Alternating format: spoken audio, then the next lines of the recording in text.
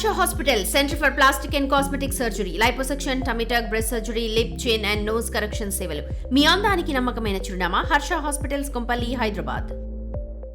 బాచుపల్లిలో గత 10 సంవత్సరాల నుంచి రోడ్డు పక్కనే ఫర్నిచర్ గూడారాలను ఏర్పాటు చేసుకొని వాళ్ళ జీవనోపాధి పొందుతున్నారు. అయితే ఆంధ్రప్రదేశ్ నుంచి వచ్చి ఇక్కడ తమ జీవనోపాధి కోసము పిల్లలతో రోడ్డు మీద చిన్న చిన్న గూడారాలు ఏర్పాటు చేసుకొని ఫర్నిచర్ని అమ్ముకొని అందులోనే నివాసం ఉంటున్నటువంటి ఆ ఫర్నిచర్ గూడారాల్లో రాత్రి 11:30 ప్రాంతంలో ఒక్కసారిగా షార్ట్ సర్క్యూట్ రావడంతో ఇక్కడ ఉన్నటువంటి షాపులన్నీ కూడా మంటల్లో కాలిపోతుంటే ఒకవైపు అక్కడ ఉన్నటువంటి ఫర్నిచర్ని కాపాడుకోవాలా లేదు అంటే తమ ప్రాణాలను కాపాడుకోవాలా అర్థం కాక విలవిల్లాడిపోతూ బయటికి పరుగులు తీశారు. ఇక్కడ ఉన్నటువంటి వాళ్ళతో మాట్లాడదాము. వాళ్ళు ఎన్నో సంవత్సరాల నుంచి ఇక్కడ రూపాయి పోగేసుకొని ఊర్లలో పొలాలు తాకట్టు పెట్టి ఉన్న బంగారాన్ని తాకట్టు పెట్టుకొని ఎంతో అప్పులు చేసి మరి ఇక్కడికి వచ్చి తమ షాప్స్ని రన్ చేస్తున్నారు. రాత్రి జరిగినటువంటి ఘటనతో వాళ్ళు కన్నీరు మున్నీరుగా విలపిస్తున్నారు. నిజంగా అంటే రూల్స్ అండ్ రెగ్యులేషన్స్ ఒక పక్కన పెడితే హ్యూమానిటీ యాంగిల్లో ఆలోచిస్తే ఇక్కడ ఉన్నటువంటి వాళ్ళకి వచ్చినటువంటి కష్టం ఎవ్వరికి రాకూడదనే కోరుకోవాలి. ప్రస్తుతం వాళ్ళు ఉన్నారు. అమ్మ రూపాయి పోగేసుకొని ఉంటారు, ఎంతో కష్టపడి షాపులను పెట్టుకొని ఉంటారు. వచ్చాము, ఇదే గుడ్డ మిగిలింది ఇవాళ మాకు 12 ఏళ్ళ కష్టం ఇది. ఫైనాన్సులు తీసుకొని వడ్డీలు తెచ్చుకొని పిల్లల్ని ఇక్కడ ఆస్తులు కూడా అమ్ముకొని వచ్చాము. ఇక్కడికి ఏమీ లేదు, అంతా అయిపోయింది. మీరు చెప్పినట్లు ఊర్లో నుంచి బయటికి రావాలి అని అంటేనే చాలామంది చాలా విధాలుగా అంటూ ఉంటారు, సిటీకి పోయి మీరు ఏం చేస్తారు అని. ఈరోజు అలాంటి వాళ్ళకి ఏం సమాధానం చెప్పాలి, ఎట్లా వెళ్తారమ్మా? వెళ్ళలేము, ఇంకా ఇంట్లో ఉండి సంపాదించుకోలేను, ఊరు బయట పోయి ఏమి సంపాదించా ఏం మిగిలిచ్చామంటారు, ఇంకేం వెళ్తాం. ఎన్ని షాప్స్ ఉండే మీకు ఇందులో? మా 2, మా అక్కాయిది ఒకటి నాది ఒకటి, 2 అక్కా చెల్లెలు అనుకొని వచ్చాము ఇక్కడికి. అంటే ఊర్లోనూ ఎన్నో అప్పులు చేసి ఉంటారు, వాళ్ళకి ఏం సమాధానం చెప్పాలి? ఏమైనా సంపాదించారు? అదే సమాధానం చెప్పలేకే చచ్చిపోతున్నాం. వాళ్ళకి ఎట్టగట్టాలి, ఏం చేయాలి? రోజువారి ఫైనాన్సులు అమ్ముతేనే వాళ్ళకి కట్టాలి ఫైనాన్స్, మేము లేకుంటే లేదు. ఆడ వడ్డీలు తెచ్చుకున్నాయి, అమ్మటానికి కూడా ఆస్తులు లేవు అక్కడ.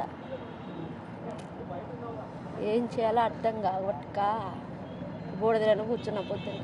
అంటే రాత్రి మీకు వచ్చినటువంటి సిచ్యువేషను ఒకవైపు మీ ప్రాణాలని పిల్లల ప్రాణాలను కాపాడుకోవాలా లేకపోతే రూపాయి ఖర్చు పెట్టినది కాపాడుకోవాలి, ఏం దిక్కుతోచని తెలియలా.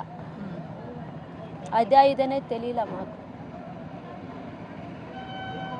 అసలు మిమ్మల్ని ఎలా ఓదార్చాలో కూడా అర్థం అవడం లేదు. మీరు బాధపడుతుంటే అసలు ఏంటి నెక్స్ట్ మీ పరిస్థితి?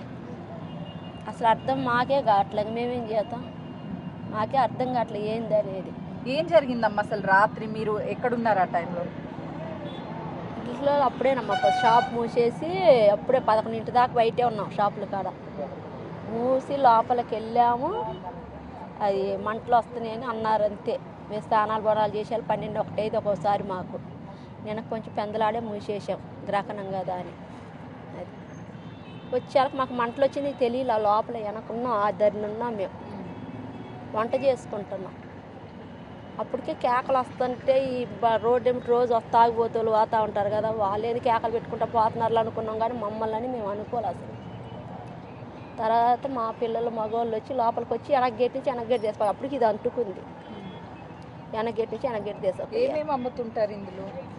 ఫర్నిచర్ అమ్మ, సోఫాలు, మంచాలు, బీరువాలు ఇంకా అన్నీ ఉంటాయి మా దగ్గర. అప్పుడు పిల్లల్ని ఎట్లా బయటికి తీసుకురాగలిగారమ్మా? ఒకవైపు వాటిని సామాన్లుగా. పిల్లలు లేరమ్మా నాకు, హాస్టల్లో ఉన్నారు నా 2 పిల్లలు. పిల్లలు ఉండుంటే పరిస్థితి ఇంకా క్రిటికల్గా ఉంది. అబ్బా అయితే చూడొచ్చు, వీళ్ళంతా పాపం రెగ్యులర్గా ఇదే షాప్లో అమ్ముకొని వాళ్ళ జీవనోపాధి గడుస్తూ ఉండేది. కానీ ఈరోజు ఇది కాలిపోవడం వల్ల ఎవ్వరు అంటే వీళ్ళంతా ఇక్కడ ఏం దిక్కుదోచని స్థితిలో ఉన్నారు. ఈ బాధని ఎవరికి చెప్పుకోవాలి, ఏం చెప్పుకోవాలో కూడా వాళ్ళకి అర్థం కానటువంటి పరిస్థితి ఉంది. అంటే ఒకవైపు వాళ్ళ చుట్టాలు కావచ్చు లేకపోతే వాళ్ళకి సంబంధించిన వాళ్ళు కాల్ చేసి మాట్లాడుతున్నా వాళ్ళకి ఏం సమాధానం చెప్పాలి, ఊరికి తిరిగి ఎలా వెళ్ళాలి? అంటే ఇదంతా రెగ్యులర్గా పిల్లలతో అదేవిధంగా కస్టమర్స్తో సందడిగా ఉంటుంది. కానీ ఈరోజు వీళ్ళు దిక్కుదోచని స్థితిలో ఇట్లా కూర్చొని మా పరిస్థితి ఏంది అని అనేది ఎవరిని అడగాలో కూడా వాళ్ళకి అర్థం కావడం లేదు అని చెప్తున్నారు. అమ్మ ఈ కష్టం ఎవరికి కూడా రాకూడదు. ఏం చేద్దాం అమ్మా, వచ్చిందిగా మాకు. అన్నీ పోయినాయి, అన్నీ పోగొట్టుకొని కట్టుకుని గుడ్డలతో నిలబడ్డాము. ఈరోజు ఒంటి పైన ఒక గుడ్డ ఒక చీరతోటి నిలబడ్డాం అమ్మ. మా కష్టం 12 సంవత్సరాల కష్టం ఇది. అన్నీ పోయినాయి, మా ఆశలు పోయినాయి, మా అరే ఆశలు పోయినాయి, అన్నీ పోయినాయి. ఏం మిగల పొడిదే మిగిలింది ఈరోజు. ఏమన్నా సాయం చేస్తే చెయ్యాలా, ఇంకా మీరే దారి చూపించాలా. మేము బతకాలంటే మాకు దారి చూపించాలి మీరు. అంతకన్నా మీరు చేసేది ఏమి లేదు.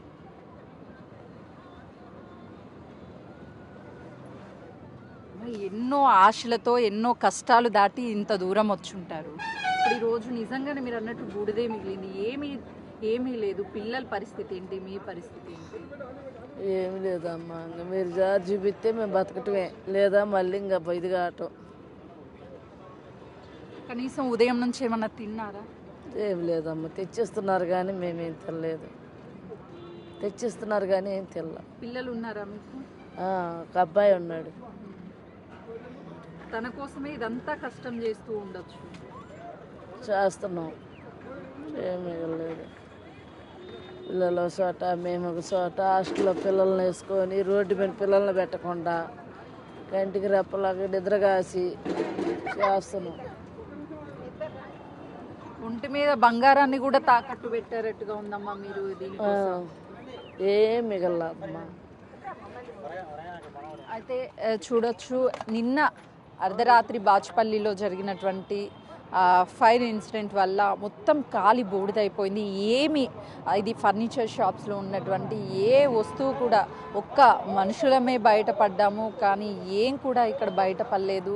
మాకు ఆర్థికంగా అన్నీ ఊర్లో పోగొట్టుకొని అన్నీ అమ్మేసుకొని మరి ఇక్కడ అప్పులు చేసి మరీ వచ్చాము. కానీ ఈరోజు మాకు మిగిలింది బూడిదే అని చెప్పేసి ఇక్కడ ఉన్నటువంటి వాళ్ళు కన్నీరు మున్నీరుగా విలిపిస్తున్నారు. నిజంగా ఎవరికి కూడా ఇలాంటి కష్టం రాకూడదు. ఎందుకంటే వాళ్ళు ఎన్నో బాధలు, ఎన్నో అవమానాలు తట్టుకొని ఇక్కడి వరకు వచ్చారు. ఎందుకంటే ఊర్లో నుంచి ఇక్కడికి సిటీకి వచ్చి బతకాలి అంటే అంత ఈజీ కాదు. ఇక్కడ ఉన్నటువంటి ఖర్చులు కావచ్చు, లేకపోతే ఇన్వెస్ట్మెంట్స్, బిజినెస్ చేయాలంటే ఇవన్నీ కూడా ప్రతి ఒక్కరికి తెలుసు. కానీ ఈరోజు వాళ్ళ చేతుల్లో మిగిలింది బూడిదే, ఏమీ లేదు.